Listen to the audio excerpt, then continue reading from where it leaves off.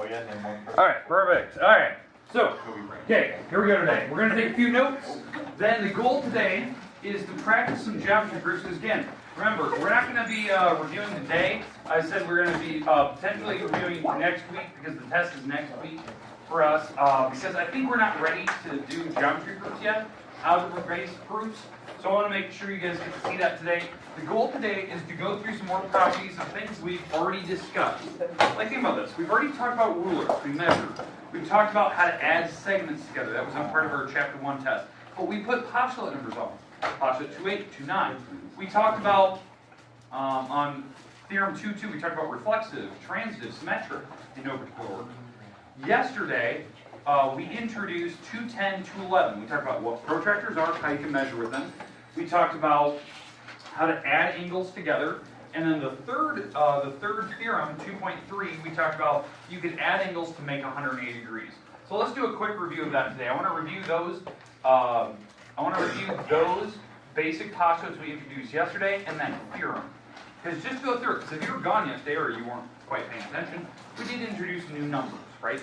Now, the idea is that, I know some people are like, God, Ward, how do I remember the postulate? Like, there's too many of them. Right now we're at 11, right? How do you remember what the postulates are? I don't really require that you remember the number so much, it's just you know how to use it. Like, what I mean by that is, like, you know how to add angles together.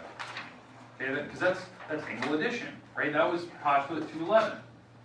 Do you know how to measure things with a protractor? Do you know how to measure things with a ruler? Those are 2.8 and 2.10, right? That's really what I require. Now the new stuff today, because I said we're going to introduce some new properties today. We didn't get to them all yesterday. We have a couple of theorems we have to talk about today. And you're looking at it going, whoa, that's a lot.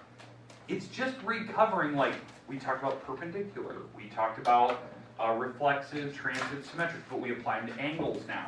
So we're going to look at these today. Now again, I don't require that you necessarily remember the exact theorem number, but I do want you to at least remember the vocabulary. That's like, maybe that's the best word. Knowing the vocab, knowing what perpendicular means, knowing what angles are, knowing what obtuse, acute right angles are, straight angles, linear pairs, supplementary. Those are good things that we've been talking about in this chapter. Okay? This one we did yesterday. You shouldn't have to scramble, you already have this one. This is the protractor postulate. The thing I wanted you to take from yesterday, can you measure items with a protractor? Now, I'm not going to require that you do that on the test next week, but eventually in Chapter 3, you have to use a protractor. Do you know that you have to start with 0 and then count up? That's why they give you 2 tracks of numbers. Like, this is a perfect example. It shows you, like, I can go from A to C by counting up 10, 20, 30, 40, 50, 70, 90, 110, 120, 30, 146, versus counting up this direction for the smaller angle, 10, 20, 30, 4 degrees. That type of thing, right? 211, you can add angles together. You can put them side by side and literally add them to make a bigger angle, like they're showing you here. Now, anyone remember what this little M out front means? Measure. Measure. You measure them with like a protractor. So it's like 20 degrees, 30 degrees. You add them together, you get 50 degrees. That type of thing. Okay? It's called angle addition. We did those yesterday. And then we talked about supplementary. This is the last one we finished on yesterday. That you could add angles together to make 180 degrees if they're a linear pair. If they're side by side, they make a straight line. A lot of people struggle on that in the test. The last test, right? You didn't remember that, certain angles, when they're put side by side like that, they make a straight line. Those are called linear pair. Line is the key word there, line. Supplementary. Well, obviously that's 2.3, right? Well, if this talk about supplementary, what do you think 2.4 is going to talk about? Complementary. Complementary. So let's do 2.4. You can add angles together if they're side by side, adjacent, and they form a right angle. That's called complementary, right? Something like this. You put 2 angles side by side that make, a perpendicular angle. They also call that complementary. It's a right angle. But it's 2 angles put side by side, and they make a perfect little L shape. That's perpendicular or right angle or orthogonal, whatever you want to call it. But you add them together. That's complementary. How I remember complementary versus supplementary. Because some people really start off, they're like, God, Lord, I don't remember which one's which. Like, do you know, what is it, 80, 90? Here's how I think of this, and I know this is going to seem silly. For supplementary, what's the first word? Supple. Yeah, which is, starts with an S. That's Substitute. I think of the word straight. Okay? Now, I think of the word, jeez, Fred. I think of the word straight. Like, right, that S in supplementary means straight angles, 180 degrees. For complementary, now this is going to seem a little far-fetched, but for complementary, I think of the first letter is the letter C, so I think of like a corner in a room. Curve. Corner in a room is 90 degrees. Yeah. Right. Does that make sense? Like how I remember like which one's which? Supplementary is straight, complementary is a corner, 90 degrees. That's how I remember like these two theorems. Now obviously the name of this theorem is actually called the complementary theorem, right? Complement theorem. That you can add angles together and they make 90. Now they do these fancy words saying, you know, like the uncommon walls or right angles, whatever. It's just the walls that are, you know, the outside walls. They're right angles. They're complements. Okay, questions with what we can do there? You've already done this stuff. Like it's just putting a number next to it. So a lot of the stuff in chapter 1 is coming back. Right? I'm trying to refresh your memory of stuff we've done. I'm not trying to complicate things. I'm just trying to give you ideas like they were properties. Right? All right. Now, I did talk about yesterday. We did what? Theorem 2.2 the other day. That was, geez, what day was that? That was 2.2. That was the one we did Tuesday. That was the one talking about reflexive, symmetric, and transitive. Well, it's also based on 2.5. 2.5 talks about the same words. Same words. 2.2 and 2.5 are the same theorem. But the only difference, they apply to angles now. That I can set angles equal to each other, like angle 1 equals angle 1, that's reflexive. Symmetric, I can take an equation, flip it around, even if it's with angles, not segments now. And transitive. This is called the properties of angle congruence. It is the exact copy of 2.2. In fact, how I made this slide, I literally just copied the slide I gave you Tuesday, I colored it with a different color, and I put angles in there instead. So 2.2 and 2.5 are the same. Now, do I remember the numbers? Yeah, because I see them 8 times a day when I teach geometry. But what I want you to get from this is you know that you can apply the properties on your algebra sheet that you have in your homework and apply them to angles and segments. That's really what I care about.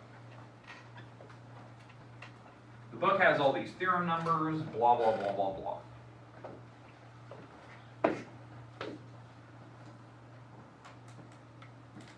Question. Yes.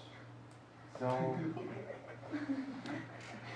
why, if 2.2 and 2.5 are the same, why are they individual theorems? Okay, great question. 2.2 talks about segments only. Like you can take segments and set them equal to each other, or flip the equation around when there's segments, like linear, like when you add sticks together, right? So it's segment addition. This one is different because it talks about angles only. You add angles together for angle addition. Yeah, I agree with you. I would have just made that one big theorem and applied it to any geometry. I would have called it the properties of geometry congruence, geometric congruence. That's what I would call it. So you can apply it to segments and angles, but they split them up. So it's not like we ever really make new theorems. We're just rehashing old ones but applying the new concepts to it, like angles or triangles or quads when we get there. So really there's, like, you've seen the majority of the notes you're going to take this year. It's just we recalibrate them to apply them to a new chapter. It seems daunting because we're writing for days and you have all these property numbers.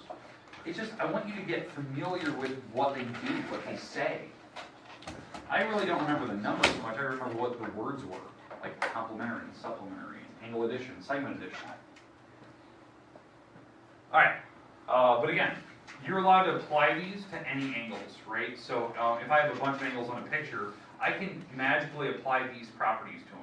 So like, for instance, the transitive property, I can set, angle 1 is equal to 2 and 2 is equal to 3. Well, then I can set 1 is equal to 3 because they just daisy chain down the road. That type of thing. Like, and I can do the same for segments. In fact, one of the homework problems we're going to look at eventually is to set certain angles equal and then daisy chain them all together so you can figure out the first and last one. The goal today is to do an actual geometry so you can see this in action. Transfer property. Second one I haven't shown you yet. This is the one I gave you yesterday, was the one with the box with 3s on it. I'll talk about that today. Alright, 2-6. 2-6. Angles that are supplementary to the same angle are congruent. So, angles that are supplementary to the same angle are congruent. I'll explain this one as we go here. So I'll give you an example here. Okay. We've actually done this before. We actually talked about it out loud back way in chapter 1 when we were doing vertical for the first time. But I want you to at least see this, okay? So we have 3 angles, right? And what they say is that 2 of the angles are supplementary to the same angle. So what I mean by that is, let's say when I push these 2 angles side by side to make a linear pair. So I push them side by side so they're connected like this. So this is angle 2 and angle 1. They're a linear pair, so they're supplementary, right?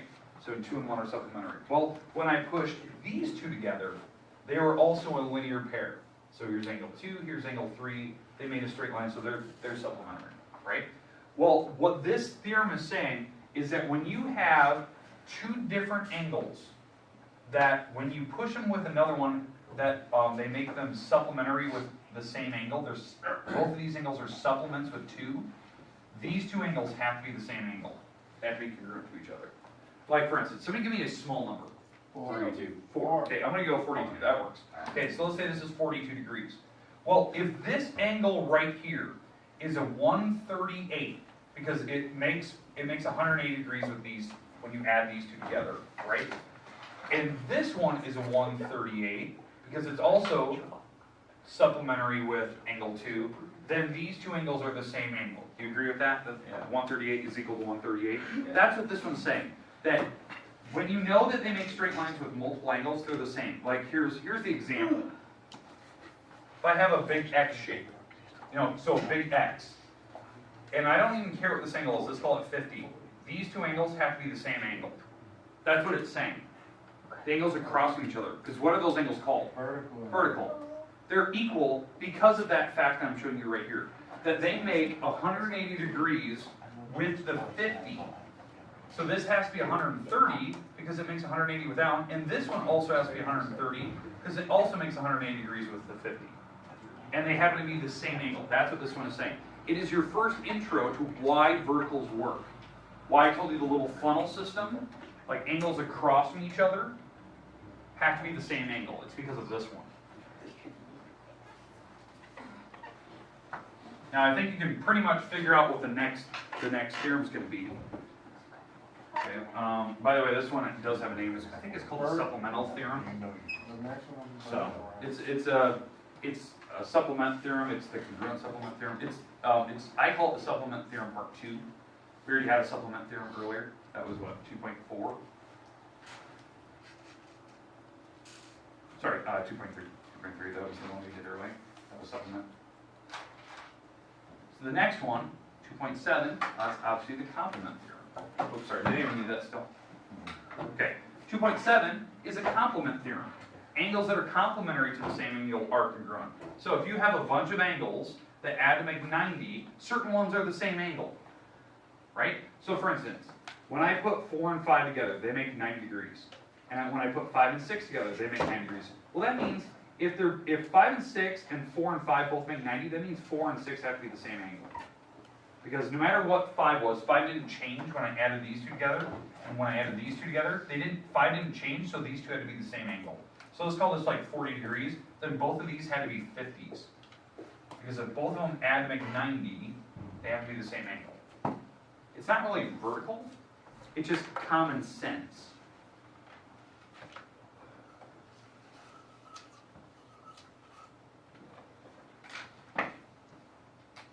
That when angles add to make 90, and you have multiple cases where things are adding to 90, certain angles are probably the same on that picture.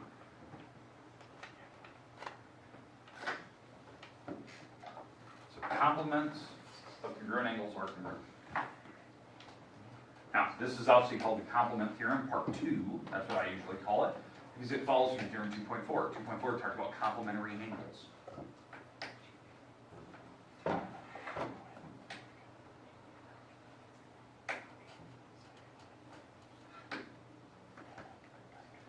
Now, we've talked about supplements, we talked about complements. Fred, what was the angles that you were talking about earlier?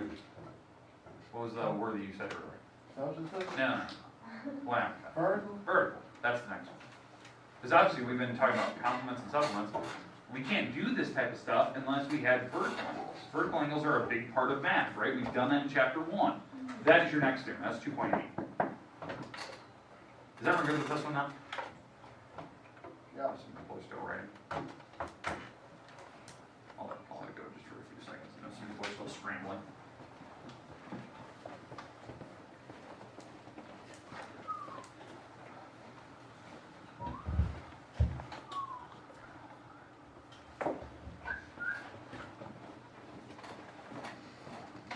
Okay. Okay, 2.8. Let's go through that one. This is called the vertical angle theorem, right? That when two angles form an intersection of two straight lines, then they're vertical, well, they're congruent. This is the idea. So vertical angles are congruent. So 1 and 3, 2 and 4, so this is the idea. The angles that cross from each other, the little funnel system. Think of it like an hourglass. If you're going to flip an hourglass that has sand in it. Well, the angles across from each other are the same. So in an hourglass, the sand flows down in the same way, because the idea is that the angles were the same going up and down. 1 and 3 would have to be equal to each other, because they're vertical. We've already talked about vertical angles. I told you that they're equal. Well, here's why. It's an actual theorem. In fact, just what we showed earlier, that first theorem, theorem 2.3 and obviously 2.6, talked about supplements. That's why the vertical angles are equal. That 1 and 2 have to add up to 380, and 2 and 3 have to add up to 380, so 1 and 3 have to be the same angle, because they're vertical. Question? Really nothing new. We're just putting numbers next to them. Again, this is called the vertical angle theorem, right? In other textbooks, they put this theorem in different places in the book. Like I can remember some of my old geometry books I've had out of. This is like in the first chapter. They just like, hey, vertical angle's a real thing. Here it is. This book waits to tell you in chapter 2. We've already discussed it. We've already done it before. Vertical angles are the ones across from each other.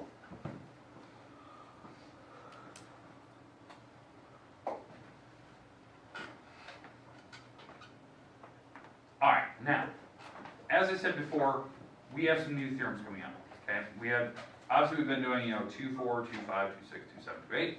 But the rest of the theorems I want to talk about today are all based on the same concept. I grouped them all together, okay, because there's a ton, right, in this chapter. There's a ton of theorems, okay? The next couple theorems, I call them, it's 2.9 to 2.13, they're all based on right angles. Now, what are different words for right angles? Complementary. Complementary, adds 90. What else can we use for 90-degree angles? Right. What else? Starts with a P. Perpendicular. Perpendicular. We also have orthogonal, or flush, or square. Those are words we use for right angles. Well, these next theorems, all they do, I'm not even joking, they just talk about what 90-degree angles are over and over and over and over and over and over. I don't even differentiate them. I can hardly even remember the difference in the numbers, because all they talk about is what 90-degree angles are. So here we go. I'm going to flip through these. So 2.9 talks about when you have perpendicular lines, they form right angles. Here they are. So when I have two lines that are actually perpendicular, so line AC and line BD, if they are perpendicular to each other, all four angles here are 90s.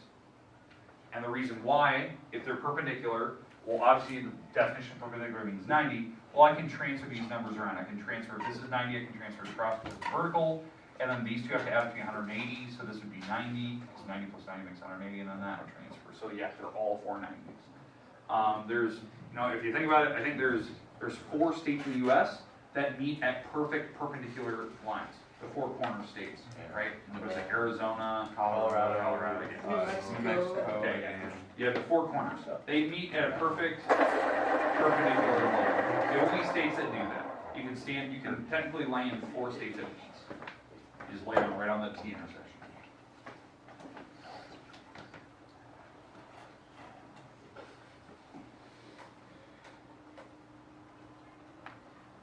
Okay. Obviously, it's called the perpendicular. Oops, sorry. Did anyone need that stuff? Most people know that. Like if you saw that, like duh, they're all 90s. Like you wouldn't even need to think about it. Now, 210 talks about right angles are all congruent. Any type of right angle. So if I have multiple right angles on the board, they're all the same angle, right? So if 1 and 2, 3 and 4 are all 90s, then they're all equal to each other. Duh, because that's what equal means. That's what congruent means. That they're all the same measure. If they're 90s, they're all equal. They're congruent to each other. I don't know why I need to tell you that. That if the numbers are all 90s, they're all equal. Duh.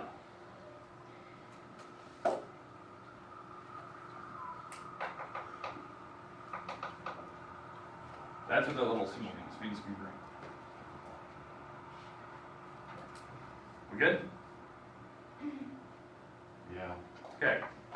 211 talks about perpendicular angles. If you have perpendicular lines, they form adjacent angles next to each other, and they're also congruent to each other. So here's your example. So same picture again, right? But these lines are perpendicular, so the angles that are next to each other are also congruent. They're adjacent and they're also equal. Because duh, because what's all the numbers? 1, 2, 3, 4. Yeah, but what are the angle measures? Right. They're all 90s, they're rights. So yeah, the angles next to each other are all equal. That's actually how I proved it earlier. Duh. It's the T intersection again. Now, here's that symbol I want you to know. We did this in chapter 1.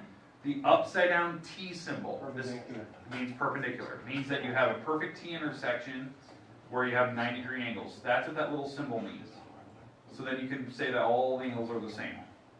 You can transfer 90s around a picture as long as you know their T intersections perfectly. Don't assume it, they have to usually tell you that. I think that's the purpose of this one, this theorem, Theorem 211. They talk about what the T intersection is.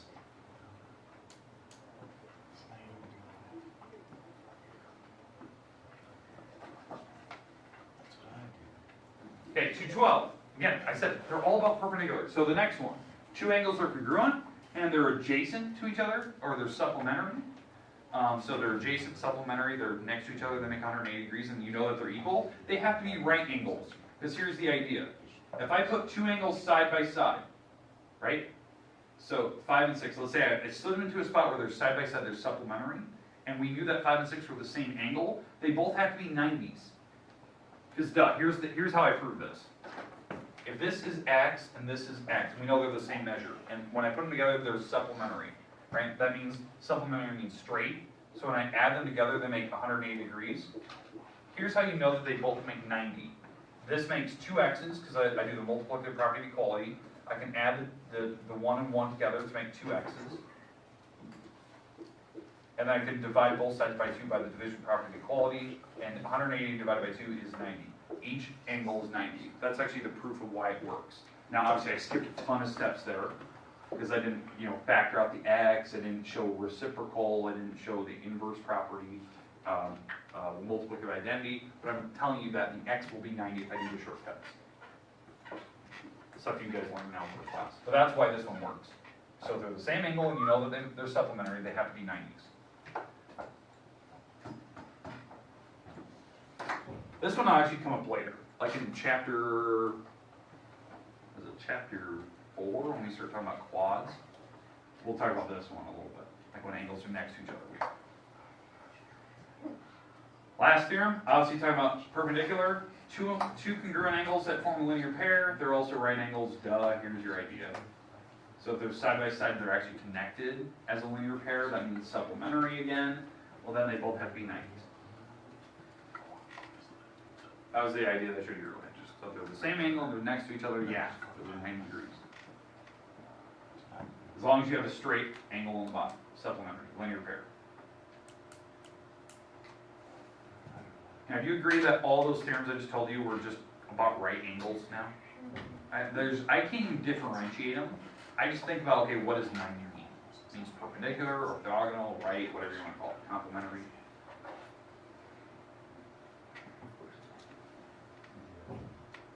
All right, now we did have homework due today. That was your worksheet 2.6 stuff. You had to pick 5 problems on that worksheet from 6 through 15. 5 of them, prove it. Okay? This would be a good time if you have any left that you need to ask questions on. This would be a good time to ask. Get that turned in. Now, what I want to talk about today is I want to practice today some geometry problems. So I want to practice, can you do a geometry proof? Can we practice it? Can you fill in some gaps? Can you fill in some stuff? So let's get, I want to do a geometry proof for you. So I want to do one here. So here's the one I'd like you to write down. This is my one example today of a geometry proof. This is my last example today.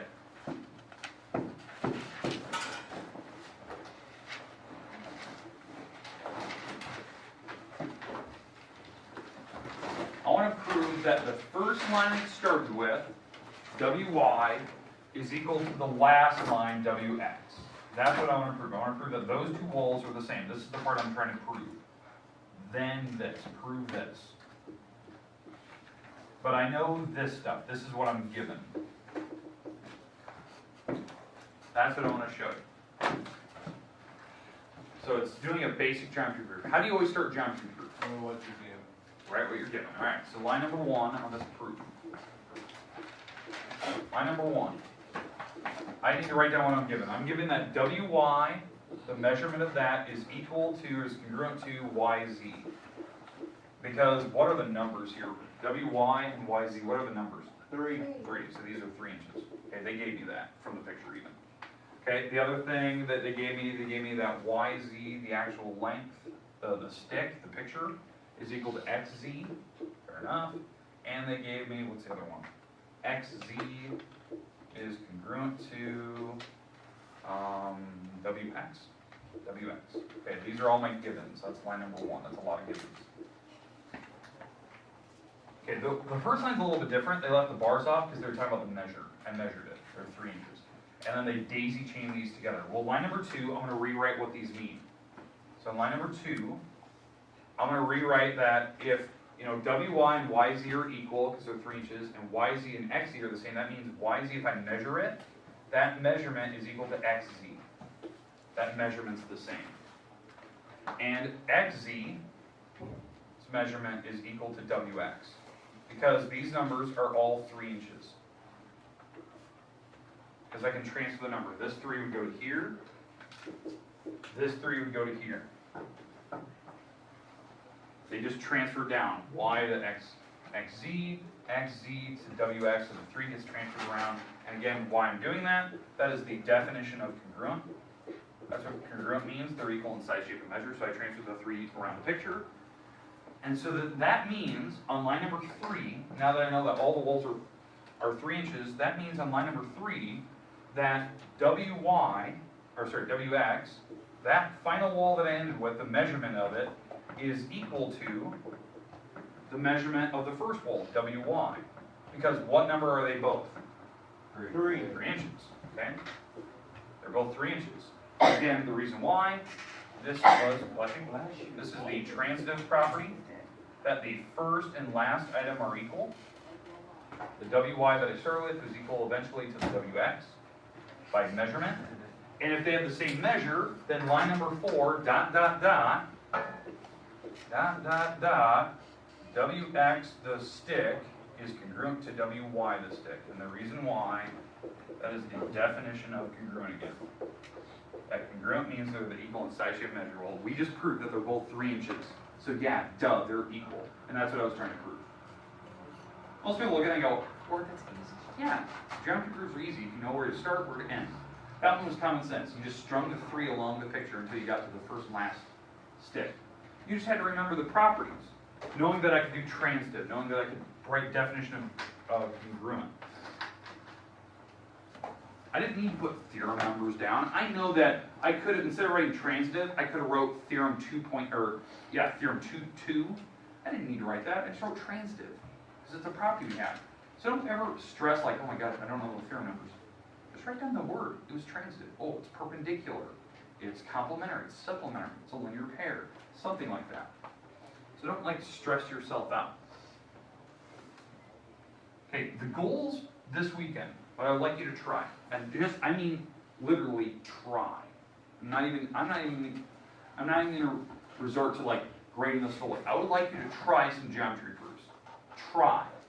geometry proofs. I don't care if you utterly fail them. I want you to try them, okay? So here's some problems I'd like you to try in the book.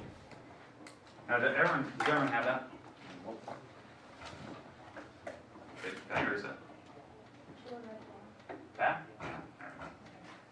So I was just waiting for you to do it. You can watch the video if you need to see it again. Alright, here you go. I like to write these problems down. You're like, good lord, that's a lot of problems. It's not. I would like you to try some of them. Now, some in here, I picked 2 different pages. Some of these, the proof is actually in the book. They actually show you the proof. You have to fill in like gaps, blank spaces. And what I'd like you to do is see if you can figure out like the structure, the style that they're doing for these proofs. There's some that they don't show you the proof, you have to try it by yourself. This is kind of our first goal. Now you will need your notes, obviously, because you need to go off some of the examples I've done for you in class. But I want you to try some of these, because we're going to talk about them. Like Monday, I'm going to pick a couple of these and show them, but I want you to try to put some of these on paper, like in your notebook. I will give you points for attempting these. I'm not going to grade them fully and like, oh, you got this one wrong, and I'm giving you points for trying. Because some people just need practice. They need to see it. What I want to do is that when you come in Monday, I want to have some groups attempt these in class and see if you guys can figure these out. And what we'll do is we'll start the ones where you have to fill in blanks, and then we'll try ones where you have to do it all yourself. And I'm going to see if we can get better at what a geometry proof is. Because obviously we just need to see it. So I would like you to attempt these this weekend, maybe on paper, but I want to make this due Tuesday where we're going to turn in, or I'm going to like look at your notes basically. So it's not really turning it in, I will look at your notes. And I'll give you points for taking notes for Monday and Tuesday. Question? So with these problems to solve them, do you want us to use a 2-column proof? Yeah, again? 2-column proof stuff. Yep. But just keep it in your notes. Don't rip it out. Leave it in your notes. I'll give you points for attempting those. Does that make sense? Okay. So don't be stressed out about it. Now next week, obviously, we're going to have a test. I want to do kind of a review for 2 days next week and then take a test. Obviously, there's going to be more algebra proofs on your test and some basic problems that we've done earlier. Does everyone have their practice test still? You haven't lost it? No. Okay. If you didn't have one, I have a couple over there, but because I think some people were gone yesterday. Just make sure you are attempting to like look that over this weekend. And if you want to try some of these, we're going to start these on Monday and see if we can do a couple in class. Like have some groups trying. We're going to start with the ones we have to fill in blanks. I think there's a couple in here. They have a couple that they already have all the work done. You just fill in blanks with the groups. Okay, but there you go.